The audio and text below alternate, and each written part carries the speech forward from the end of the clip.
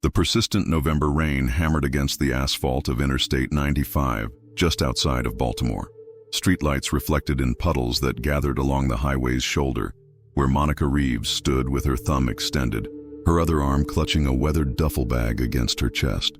Her dark hair, soaked and plastered against her face, couldn't hide the exhaustion in her eyes or the slight tremor in her outstretched hand. Each passing vehicle sent waves of dirty water splashing toward her already drenched jeans, but she remained steadfast, a solitary figure against the gunmetal sky. 3 hours earlier, she had stepped off a Greyhound bus during a scheduled stop, only to return from the restroom to find the bus, along with her suitcase containing almost everything she owned, gone. Her cell phone dead, wallet nearly empty, and no contacts in this unfamiliar city, Monica had resorted to the desperate measure of hitchhiking after the indifferent station manager had offered nothing but a shrug and a promise to file a report. The cold had begun to seep into her bones, a numbing presence that somehow amplified the sharp sting of her most recent failure. 6 months ago, she had been an administrative assistant at a marketing firm in Charlotte. Now she was jobless, nearly homeless, and standing on a highway shoulder while the universe seemed determined to wash her away entirely. The sleek black Audi slowed as it approached, eventually coming to a stop several feet ahead of her. The passenger window lowered, revealing a man in his 50s, his face partially obscured by the shadows of the car's interior and a baseball cap pulled low over his brow. Even in the dim light, there was something commanding about his presence, a quiet dignity that registered immediately. "You shouldn't be out here in this weather," he said, his voice deep and measured, carrying a natural authority that didn't require volume. "Where are you headed?" Monica hesitated, years of caution warring with immediate necessity. The rain intensified as if urging her decision. "Washington, D.C., she finally answered, rain dripping from her chin as she spoke. "I'm going that way. Get in before you catch pneumonia." The interior of the car was warm, the leather seats immaculate. The scent of cedar and something else, perhaps an expensive cologne, created an atmosphere of understated luxury. Monica clutched her duffel bag on her lap, hyper-aware of the water dripping from her clothes onto the pristine upholstery. "Thank you," she managed, her voice barely audible above the rhythmic sweep of the windshield wipers. She tried to make herself smaller, to contain the mess she was bringing into this clean, ordered space. The driver nodded, keeping his eyes on the road. "There's a jacket in the back if you're cold." His profile was strong, with a defined jawline and thoughtful eyes that seemed to evaluate the road ahead with uncommon focus. As they drove, classical music played softly from the car's premium sound system. The driver asked few questions, offering instead a respectful silence that Monica gradually filled with fragments of her story: the job prospect that had fallen through, the theft of her laptop from the bus station in Pittsburgh, and now this final stroke of bad luck.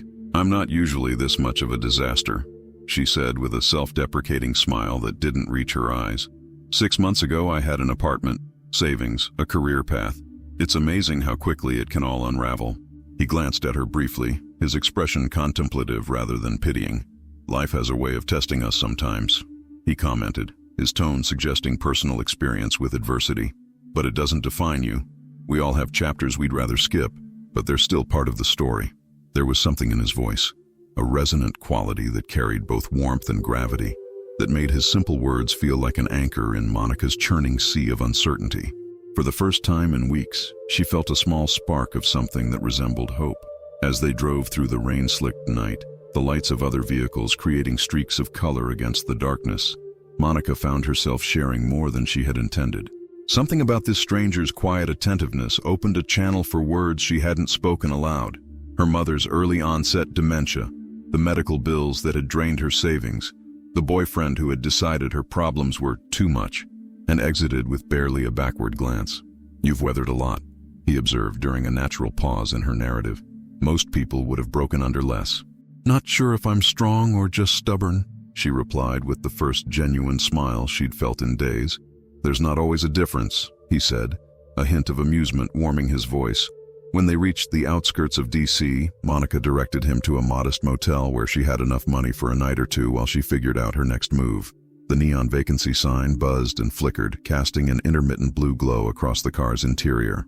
As she prepared to exit the car, gathering her duffel and murmuring another thank you, he reached into his wallet, extracting several $100 bills. This should help you get back on your feet." Monica stared at the money, instinctively pulling back. "I can't accept that from a stranger," she protested, pride flaring even in her desperate circumstances. "Consider it an investment," he replied with a slight smile that transformed his serious face, "in whatever you decide to become next." Before she could insist further, he scribbled something on a business card and handed it to her. "My friend runs a restaurant downtown. Tell him Marcus sent you. He might have work." The kindness in this gesture, practical rather than merely sympathetic, left Monica momentarily speechless. She accepted the card with slightly trembling fingers. "I don't know how to thank you. Live a good life. That's thanks enough," he said simply. "Sometimes we all need someone to bridge the gap between one chapter and the next." As the Audi disappeared into the night, its taillights blurring into the rain, Monica stood under the motel's flickering neon sign, clutching the card and cash, wondering about the enigmatic stranger who had just altered the trajectory of her desperate night. His face, mostly hidden by the cap and shadows, was already fading from her memory. But the resonance of his voice and the weight of his unexpected kindness remained, solid and real, against the continuing rain. The Riverside Grill occupied a converted industrial space in southeast Washington, its brick walls and exposed ductwork creating an atmosphere of urban authenticity that appealed to both locals and tourists seeking something beyond the standard Capitol Hill fare. Monica arrived 15 minutes early for her interview, the business card from Marcus tucked securely in her pocket like a talisman. Calvin Williams, the owner and head chef, was a broad-shouldered man with a shaved head and penetrating eyes that seemed to evaluate Monica's entire life story in a single glance. When she mentioned Marcus's name, something shifted in his expression, a subtle recognition followed by a more thoughtful assessment. "Marcus doesn't send people my way often," he said, arms crossed over his chest. "When he does, I pay attention. But this isn't charity. You'll work hard or you'll be gone. Understood?" Monica nodded, relief and determination mingling in her chest. "I'm not looking for handouts, just a chance." The first 3 months at Riverside were a grueling education in restaurant operations. Monica started as a server, memorizing the menu, learning to anticipate customer needs, and navigating the complex social ecosystem of the restaurant staff. Her shifts often ended with aching feet and a uniform bearing the evidence of spilled drinks and food spatters. But each night she returned to her small rented room with something she hadn't possessed on that rainy highway, a sense of forward momentum. By the 6-month mark, Calvin had noticed her meticulous attention to detail and natural ability to diffuse tense situations with difficult customers. When the assistant manager position opened, he called Monica into his office, the same space where they'd first met. "You've got good instincts," he said without preamble. "Better than most people I've worked with. I'm moving you to management. Hours are worse, stress is higher, but so is the pay." Monica blinked, momentarily speechless. "Thank you for the opportunity," she managed finally. "I won't disappoint you." Calvin leaned back in his chair, studying her with the same intensity he'd shown during their first meeting. "I know Marcus. Known him for 20 years. He doesn't make mistakes about people." He paused, seeming to consider his next words carefully. "Whatever storm you were walking through when he found you, it's clear you've got the strength to come out the other side."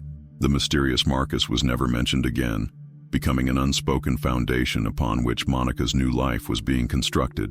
Occasionally she wondered about him, who he was, why he had helped her, whether he knew what his intervention had meant. These thoughts usually came late at night, when the city quieted and the space for reflection expanded. The Riverside Grill became Monica's workplace for the next 2 years. What began as a serving position gradually evolved into full management as she demonstrated an unexpected talent for organization and customer relations. Under her supervision, the restaurant refined its operations, expanded its catering business, and began to attract attention beyond its neighborhood clientele. Monica's studio apartment in Anacostia accumulated small comforts, bookshelves, houseplants, a second-hand laptop where she took online business courses in the evenings. The rain-soaked woman from the highway's shoulder was transforming, cell by cell, into someone new. Someone with plans, with a growing network of colleagues and friends, with a business card that bore her name and the title, Operations Manager. On a brisk Tuesday morning in October, almost exactly 2 years after that rainy night, Monica arrived at the restaurant early to review vendor contracts and finalize plans for an upcoming event. The morning staff wouldn't arrive for another hour, leaving her alone in the quiet space, the muted sounds of early traffic filtering through the windows. While reviewing spreadsheets in the restaurant's office, Monica's attention drifted to the muted television mounted in the corner, a fixture that Calvin insisted on keeping tuned to news and morning shows, to keep a pulse on what people are talking about. The morning talk show featured an interview with a distinguished-looking man discussing his latest directorial project. Something about his measured cadence, the thoughtful pause before answering questions, triggered a memory so vivid it almost manifested as physical sensation. The smell of rain and cedar, the warmth of a car interior against the cold night. Monica reached for the remote, increasing the volume. "And what inspired you to tell this particular story?" the interviewer was asking, her expression attentive but performatively so, a practiced interest that came with her profession. "I'm drawn to narratives about ordinary people facing extraordinary circumstances," he replied, his voice a rich baritone that resonated through the room. "There's something profound in watching someone discover their own resilience when everything familiar has been stripped away. That moment of realization, that you can lose everything external and still retain your essential self, that's where true stories live." Monica stood transfixed, recognition flooding through her with the force of an electrical current. The baseball cap and nighttime shadows had concealed much, but the voice, that distinctive, deliberate voice, was unmistakable. The way he considered each word before speaking, the natural authority in his tone, the underlying warmth that made his insights feel personally delivered rather than broadcast. The caption beneath him read, "Denzel Washington, director, actor." The revelation sent Monica sinking into her chair, memories realigning themselves with this new context. One of Hollywood's most respected actors had picked her up from the side of a rain-drenched highway, listened to her troubles, and set her on a new path, all without revealing his identity or seeking recognition for his kindness. On the screen, Denzel continued speaking about his film, about the responsibility of storytelling, about the power of human connection. Monica watched with new eyes, seeing beyond the public persona to the man who had extended a hand when she needed it most, who had seen value in her when she could barely see it in herself. The interview concluded, transitioning to a weather report that Monica didn't register. She sat motionless, absorbing the implications of her discovery, wondering what it meant and, more importantly, what, if anything, she should do with this knowledge. By the time the kitchen staff began arriving, Monica had composed herself externally while her mind continued to process. She moved through her day with mechanical efficiency, smiling at appropriate moments, signing off on orders, resolving a scheduling conflict among the waitstaff, all while carrying the weight of her revelation like a stone in her pocket, simultaneously heavy and precious. That evening, alone in her apartment with a glass of wine and the city lights visible through her window, Monica opened her laptop and searched for interviews with Denzel Washington. Video after video confirmed what she already knew, each one featuring that same measured speech pattern, that same thoughtful consideration before answering. In one, he spoke about his upbringing, his mother's influence, the values that had shaped him beyond the glamour of Hollywood. "My mother used to say, 'Man gives the award, God gives the reward,'" he recounted in one interview. "Do the right thing for the right reason, not for recognition." Monica closed her laptop, understanding dawning like a slow sunrise. Her mysterious benefactor hadn't been seeking gratitude or acknowledgement. The anonymity had been deliberate, kindness offered purely for its own sake, with no expectation of return. The realization humbled her, challenging her to consider how she might honor such a gift. For weeks, Monica carried the knowledge like a rare gemstone, examining it from different angles, unsure what to do with it. Her instinct was to reach out, to express her gratitude properly, but celebrity contacts weren't exactly in her address book. Moreover, something told her that a direct approach might undermine the essence of what had made the original act so meaningful. Its lack of performative elements, its pure intention. Her daily routine continued uninterrupted, but her perception had shifted. She found herself paying closer attention to opportunities for kindness, moments where she could extend herself for others without expectation of recognition or return. When a new server struggled during a particularly chaotic dinner service, Monica stepped in to help rather than merely directing from a management position. When a regular customer mentioned losing his job, she arranged a meeting with a friend in corporate recruiting. Small actions perhaps, but deliberate ones.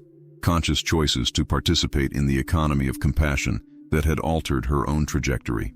The solution to her dilemma presented itself unexpectedly when she noticed a charity gala poster in the restaurant's office, one of those high-profile events that Calvin occasionally catered at a reduced rate for the karma points, as he put it. Denzel Washington would be attending as an honorary chair for a youth education initiative right here in D.C. next month. "You thinking of going?" Calvin asked, noticing her interest in the poster. "Tickets are steep, but I could probably get you one through our catering connection." Monica hesitated, considering the implications. "I'm not sure. Maybe." Calvin studied her with the same penetrating gaze she'd come to know over the past 2 years. "Something you want to tell me, Reeves?" The use of her last name, Calvin's indicator that he was asking as a friend rather than an employer, loosened something in Monica's chest. She found herself sharing the story she'd kept close. The rainy night, the kind stranger, the discovery she'd made weeks ago. Calvin listened without interruption, his expression shifting from curiosity to understanding.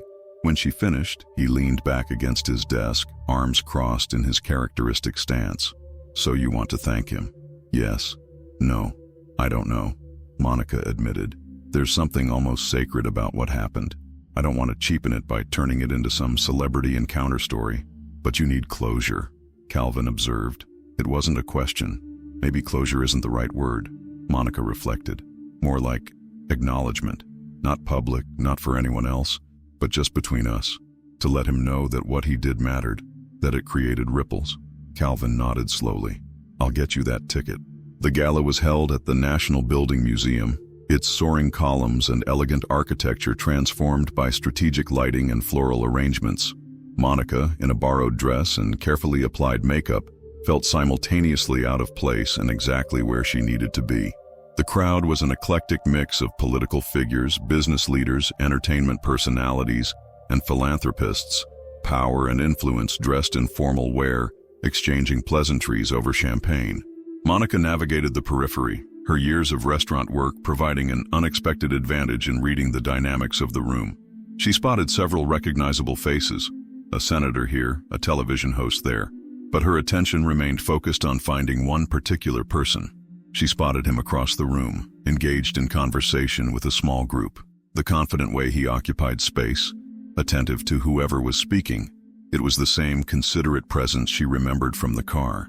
In person, without the cap and shadows, his familiar face was both exactly what she expected and strangely new, the public figure and the private benefactor merging into a more complex whole. When the crowd shifted and an opening appeared, Monica approached with measured steps, her heart racing beneath her composed exterior. A security person glanced at her questioningly, but she moved with enough purpose to avoid being intercepted. "Mr. Washington," she began, her voice steadier than she felt. "You won't remember me, but 2 years ago, you picked up a very wet, very desperate woman on I-95 outside Baltimore." His expression shifted from polite interest to genuine surprise, recognition dawning in his eyes. "Monica," he said, her name an acknowledgement that stunned her. "You look like you've been doing well." The fact that he remembered her name, a detail shared during a brief encounter years ago, left her momentarily speechless. When she found her voice again, it carried all the sincerity she had rehearsed in her mind. "I have been, thanks to you, though I didn't know who to thank until recently." A subtle smile crossed his face, warm but somehow private, as if they were sharing a secret in the midst of the crowded event. Some kindnesses are better unsigned. Why help a complete stranger that way? The question had circled in her mind for weeks. Denzel considered her question with the same thoughtfulness she remembered, taking a sip of his drink before answering. "My mother always said, when you have the opportunity to help someone, don't hesitate." His gaze was direct, unperformative. Simple as that. No cameras, no audience, just humans connecting when it matters. The money, the job connection, it wasn't just a ride. Monica pressed gently. "We all need different things at different times," he replied. "Sometimes it's transportation, sometimes it's opportunity. You looked like someone who could do a lot with a little help at the right moment." He studied her, approval evident in his expression. "Seems I was right." Before Monica could respond, another guest approached, clearly eager to speak with the actor. Denzel held up a hand, requesting a moment, and turned back to Monica. "I appreciate you coming tonight," he said with genuine warmth. "Seeing the results of faith well placed, that's a gift." Monica nodded, understanding the conversation was concluding, but feeling no sense of incompletion. "Thank you for seeing something in me worth investing in." "It was already there," he corrected gently. "I just spotted it through the rain." As she turned to leave, he added, "Calvin's a good man. Known him since we were kids in Mount Vernon." "How's the restaurant doing?" "Growing," Monica replied. "We're looking at expanding, actually. I've been developing a program to partner with local shelters, provide culinary training." The idea had been percolating for months, but saying it aloud to him somehow crystallized its importance. Interest flickered in his eyes. "Sounds like something worth supporting." "Just an idea at this stage," Monica clarified. "All good things start that way," he replied with a smile that suggested their paths might cross again. As she moved away, making space for the waiting guest, Monica felt a sense of completion that transcended the brief exchange. The circle that had begun on that rainy night had closed, not with dramatic declarations, but with quiet acknowledgement of human connection. Whatever came next would be built on this foundation: kindness recognized, valued, and ultimately passed forward. 6 months after the gala, the Riverside Grill's expansion became reality. The adjoining space, formerly a vacant storefront, was transformed into The Bridge, a training kitchen and small cafe where residents of local transitional housing programs could gain culinary and restaurant management skills. The name was Monica's suggestion, a subtle nod to the concept of bridging gaps between life chapters, though she shared this symbolism with no one. The program's development had consumed Monica's waking hours, a labor of passion that extended well beyond her regular duties at the restaurant. Curriculum development, partnership agreements with local organizations, funding applications, each element required attention to detail and persistent advocacy. Calvin had supported the concept from the first presentation, offering the space and his expertise, but the financial requirements remained daunting until an unexpected development. 2 months into the planning phase, Calvin had called Monica into his office, his expression unreadable. "Got a call from an interested investor," he said without preamble, sliding a bank statement across the desk. "Anonymous donation, specifically for your training program. Enough to renovate the space and cover operational costs for the first year." Monica stared at the figure. Substantial enough to transform her concept from aspiration to reality. "Anonymous?" Calvin's lips quirked in what might have been a smile. "That's what I said. Lawyer handling it mentioned something about seeing potential worth investing in." The echo of familiar words wasn't lost on Monica, but she asked no further questions. Some gifts were meant to remain unnamed, their power residing partly in their mystery. The Washington Post article appeared on a crisp autumn morning, almost exactly 3 years after the rainy night that had altered Monica's trajectory. Local restaurateur launches scholarship program for transitional housing residents. The photograph showed Monica Reeves standing before the newly opened extension of the Riverside Grill, a training kitchen where residents of local shelters could gain culinary and restaurant management skills. What the article didn't mention was the significant anonymous donation that had made the program possible, or the occasional visits from a certain actor who preferred to enter through the back door, cap pulled low, to check on their progress. These visits were quiet affairs, Denzel speaking with the trainees, sharing stories from his own early struggles, occasionally offering practical advice that carried the weight of lived experience rather than celebrity wisdom. The first cohort of Bridge program graduates included Maria Sanchez, a single mother of 2 who had fled domestic violence, James Terrell, a veteran whose PTSD had led to periods of homelessness, and Darius Wilson, a former foster youth aging out of the system with limited support. Their graduation ceremony was a small affair, attended by program staff, restaurant employees, and a few representatives from partner organizations. No media, no publicity, just authentic celebration of personal milestones. After the certificates were presented and the modest reception began winding down, Monica stepped outside for a moment of quiet reflection. The evening air carried a hint of approaching autumn, reminiscent of that night 3 years ago when everything had changed. "Proud of what you've built." The voice behind her was immediately recognizable. Monica turned to find Denzel standing there, baseball cap in place but doing little to disguise his identity in the fading light. "They built it themselves," Monica corrected gently. "We just provided the scaffolding." "Don't diminish your role," he advised, moving to stand beside her, both of them looking out at the city skyline. "Vision matters. Someone has to see the potential before it can manifest." The parallel to their first meeting hung unspoken between them. acknowledged in the comfortable silence that followed. After a moment, Monica said, "Thank you for the anonymous donation. I recognized your lawyer's phrasing." A smile played at the corners of his mouth. "I have no idea what you're talking about." "Of course not," she agreed, matching his tone. "Just like I haven't noticed you slipping in the back door every few weeks to talk with the trainees." "Anonymity has its limits in a digital age," he conceded with a slight shrug. "But the principle remains sound. The moment we do good things for recognition, we diminish their power." He paused, considering her. "Your program would have succeeded without financial support. You'd have found another way." "Maybe," Monica acknowledged. "But you made it possible now, rather than someday. Time matters when people's lives are in transition." On rainy evenings, Monica sometimes found herself looking out at the highway from her office window, thinking about the thin line between desperation and possibility, about kindness offered without expectation of recognition or return, about how life's most significant turning points often disguise themselves as ordinary moments: a car stopping on a rainy night, a business card offered without ceremony, a decision to reach beyond one's own concerns to connect with another's struggle. Her phone buzzed with a text message. "Funding approved for second year, program expansion possible. M." She smiled, typing back, "Just paying forward an investment." The training kitchen hummed with activity behind her.